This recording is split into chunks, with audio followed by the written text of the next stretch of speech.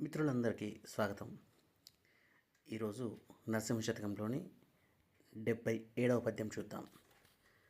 సర్వేశ నీ పాద సరసిజద్వయమందు చిత్తముంపగలేను చెదరకుండా నీవైన దయుంచి నిలిచియుండెడునట్లు చేరినన్నిపుడేలు సేవకుడను వనజలోచన నేను వట్టి మూర్ఖుడ జుమ్మి నీ స్వరూపము చూడ నేర్పువేగ తన కుమారునకుగ్గు తల్లి ఓసినయట్లు భక్తి మార్గంబను పాలుబోసి ప్రేమతో నన్ను పోషించి పెంచుకొనుము ఘనతకెక్కించు నీ దాస గణములోన భూషణ వికాస శ్రీధర్మపుర నివాస దుష్ట సంహార నరసింహ దురిత దూర.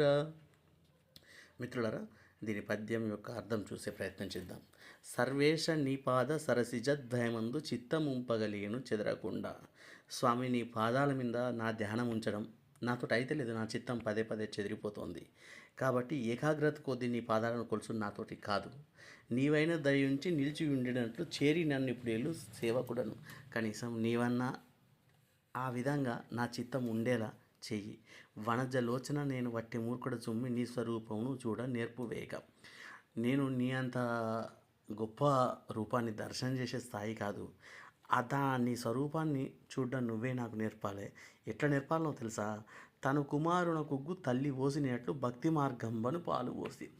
తల్లి కదా పిల్లవాడు బయట తిరుగుతుంటే రారా రారా అని చెయ్యబట్టి పిలుచుకు వచ్చి మరి ఎట్లయితే పాలు పోస్తుందో అట్లా ప్రేమతో నన్ను పోషించి పెంచుకొను ఘనతకెక్కించు నీ దాస ఘనములోన.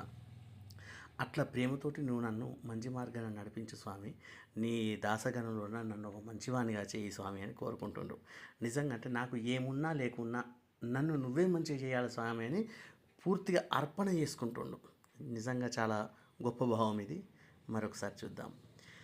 సర్వేశ నీ పాద సరసిజద్వయమందు చిత్తముంపగలేను చెదరకుండా నీవైన దయుంచి నిలిచియుండెడునట్లు చేరినన్నిపుడేలు సేవకుడను వనజలోచన నేను వట్టి మూర్ఖుడ జుమ్మి నీ స్వరూపము చూడ నేర్పువేగ తన కుమారునకుగ్గు తల్లి ఓసినయట్లు భక్తి మార్గంబను పాలుబోసి ప్రేమతో నన్ను పోషించి పెంచుకొనుము ఘనతకెక్కించు నీ దాస గణములోన భూషణ వికాస శ్రీధర్మపుర నివాస దుష్ట సంహార నరసింహ దురిత దూర.